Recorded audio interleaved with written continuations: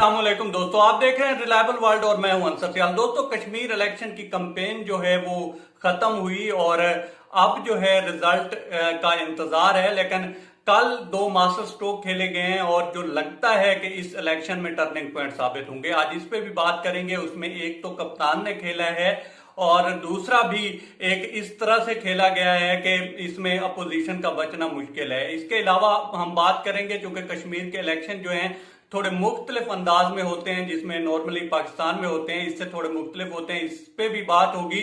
और इसके अलावा हम सर्वेज पे भी बात करेंगे। लेकिन पहले बात कर लेते हैं मरियम नवाज साहिबा की। जो उन्होंने दो बयान दिए हैं वो उनके गले की हड्डी साबित हो रहे हैं। एक तो उन्होंने कहा जी कि इमरान खान जो हैं वो कश्मीर को पाकिस्तान का सूबा बनाने जा रहे हैं। अब इस बयान ने काफी हॉन्ट किया है उनको। और इसके अलावा जो कश्मीरी हैं उनको भी लगा है, क्योंकि अब वो जमाना तो रहा नहीं है कि बयानबाजी पे ही वर्कर चल पड़े, लेकिन लोग जो हैं अब इन चीजों को बगौर जायजा लेते हैं और जायजा लेने के बाद इसका रिजल्ट देखते हैं। तो उनको लगा कि ये हमें शायद डिवाइड कर रही हैं।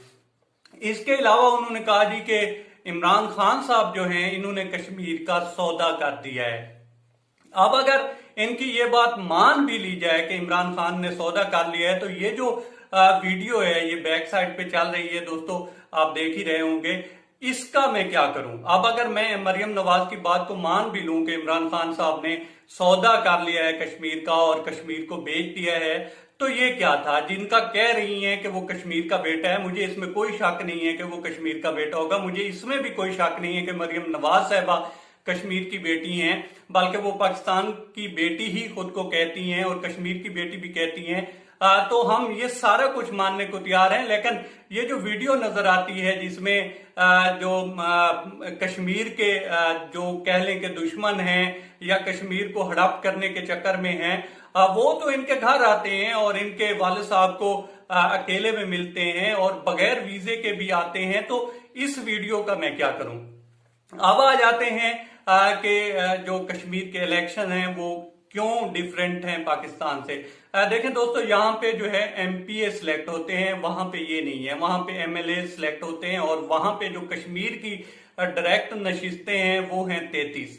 इसके अलावा 12 नशिस्तें वो हैं जो मकबूजा कश्मीर से कश्मीरी आए थे और पाकिस्तान के मुख्तलिफ हिस्सों में जो है वो बसने लगे। अब वो जो 12 नशिस्तें हैं उनका यहाँ पे पाकिस्तान के मुख्तलिफ हिस्सों में जो है इलेक्शन होगा। इसके अलावा जो है 5 मखसूस नशिस्तें हैं और 3 और हैं जिसमें बैरून मुल्क कश्मीरी है, इसके अलावा टेक्नोक्रेट है, एक आलिम दीन है।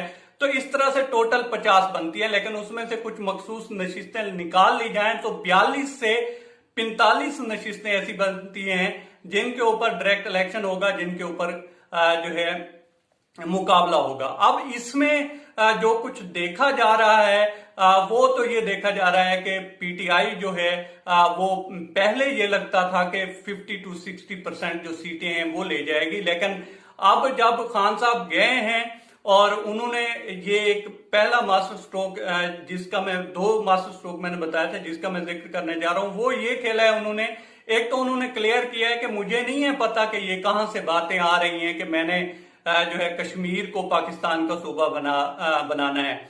तो एक तो उन्होंने डिनाई कर दिया। दूसरे नंबर पे उन्होंने कहा जी मैं रेफरेंडम कराऊंगा, जिस साइड पे कश्मीरी जाना चाहेंगे हम वो जो है कश्मीरियों का फैसला मानेंगे और जो कश्मीरी कहेंगे हम वैसा करेंगे। तो इस चीज ने जो कुछ लोग ऐसे थे जिनके जहन में था कि शायद कहीं ये पाकिस्तान में शामिल ही ना कर ले, तो उनकी राय भी बदल दी है।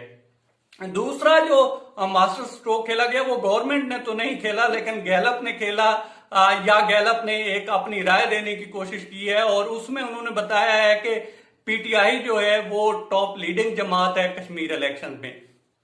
अब अगर आप इन सब चीजों का जायजा लें, ये 2 मास्टर स्ट्रोक जो हैं वो काफी हॉन्ट कर रहे हैं अपोजिशन को और वो अभी से ही जो है एक ग्राउंड तैयार कर रही है कि अगर हम हार गए तो हम कहेंगे कि जनाब इलेक्शन में धांधली हुई है, जिस तरह बिलावल ने बयान दिया। इसी तरह से नून लीग भी इस चीज की तैयारी कर रही है क्योंकि उनको सर्विस बता रहे हैं। इसके अलावा जो वहां पे अवाम का रंग है वो बता रहा है और वैसे भी उनको नजर आ रहा है, क्योंकि कहा यह जा रहा है कि राजा फरूक हैदर साहब ने कुछ खास काम नहीं किया और अवाम इतनी उनसे खुश भी नहीं है, और वैसे भी वो जाते हैं उन्हीं लोगों के साथ जो कि इक़्तिदार में होते हैं, चूंकि फंड्स वगैरह होते हैं तो वो कोशिश करते हैं उस तरफ जाने की।